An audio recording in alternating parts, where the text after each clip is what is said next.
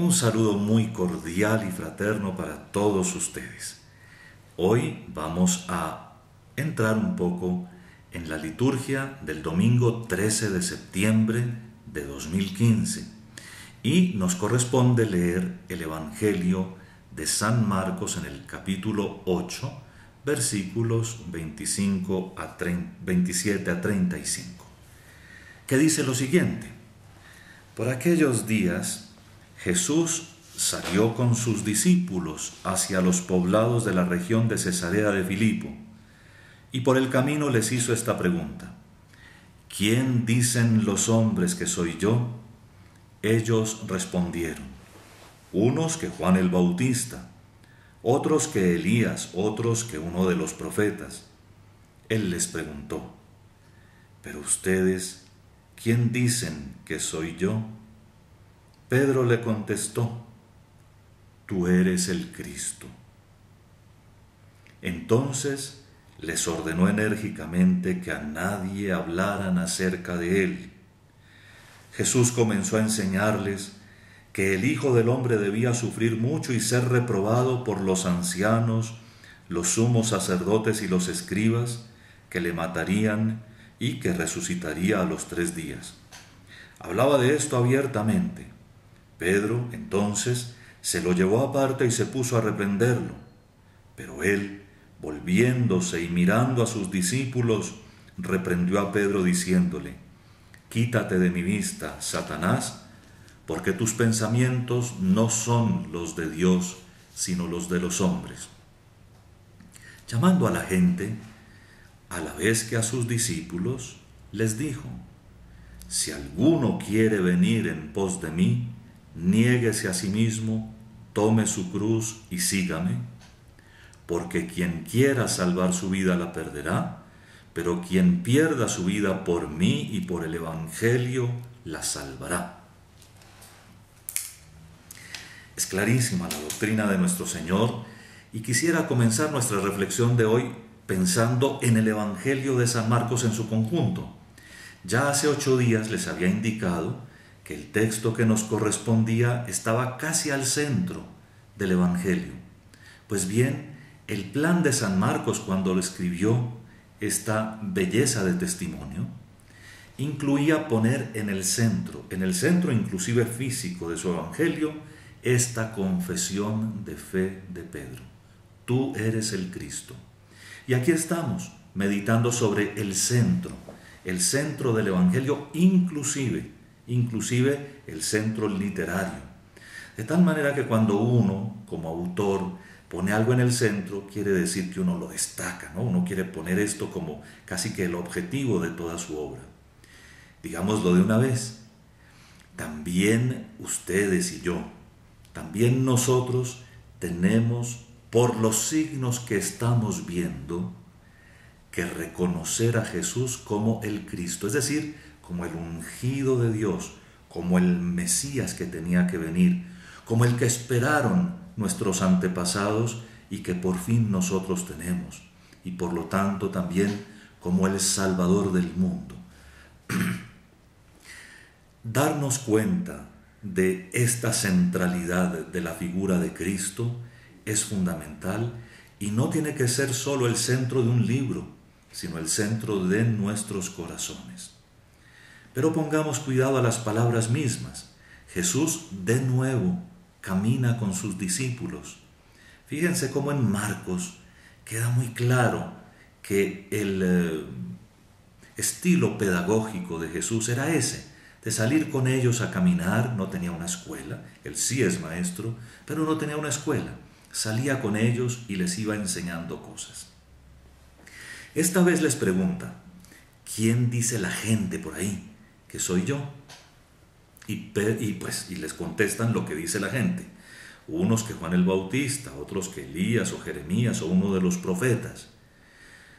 Lo cual nos dice que la gente creía cosas grandísimas de nuestro Señor Jesucristo, porque acuérdense, Juan el Bautista estaba muerto, Elías o los profetas estaban muertos y desde hace mucho tiempo.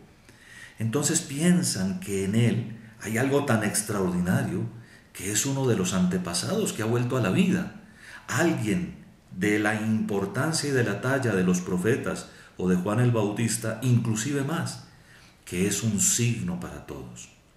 Pero Jesús les pregunta, ¿y ustedes quién creen que soy yo? Pedro toma la palabra y dice, tú eres el Mesías, tú eres el Cristo.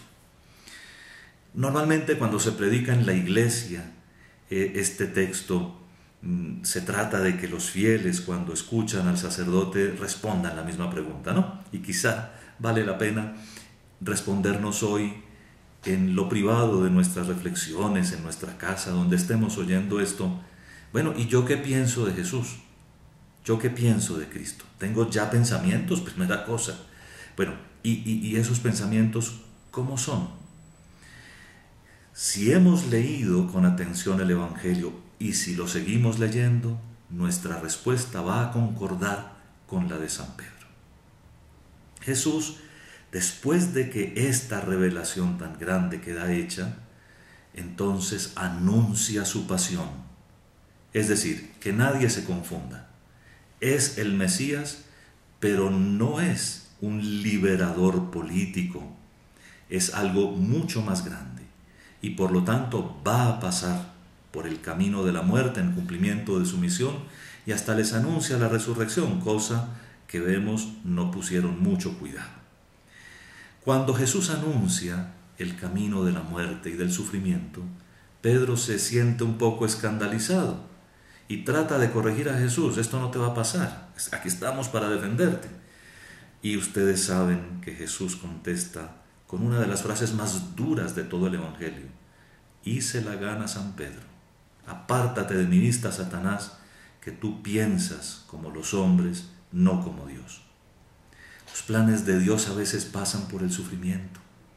¿Entienden ustedes por qué tantas veces les enseño que en la Sagrada Liturgia nosotros no vamos a divertirnos, a aplaudir, a bailar, ni a hacer cosas que son como autorreferenciales, como dice el Papa Francisco, sino que vamos a celebrar el misterio de una muerte y de una resurrección?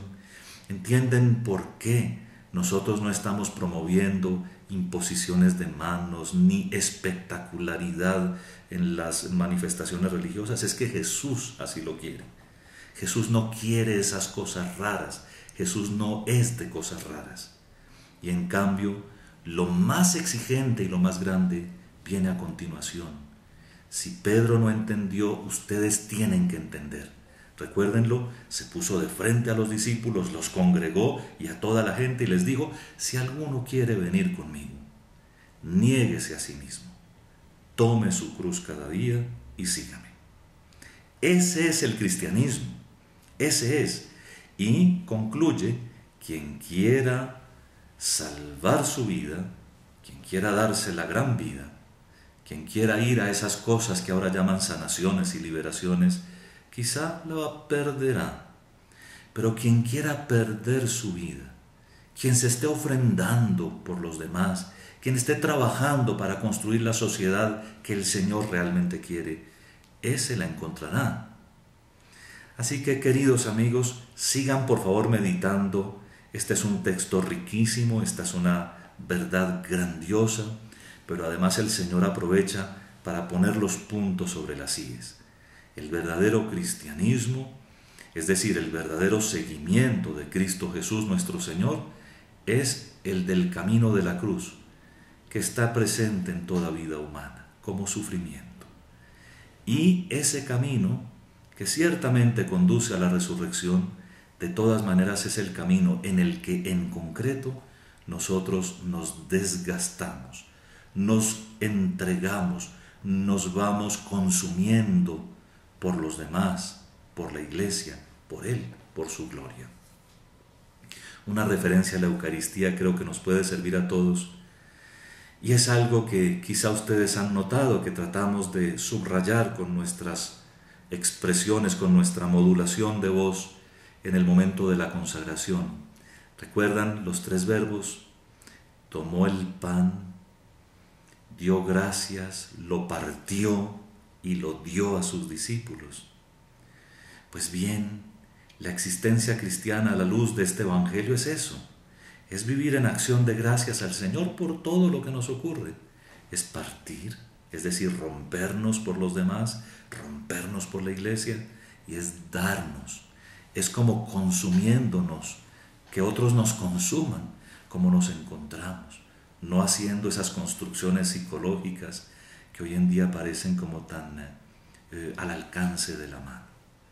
Dios los bendiga, les conceda una semana muy bonita y los haga crecer siempre en el camino del Evangelio. En el nombre del Padre, y del Hijo, y del Espíritu Santo. Amén.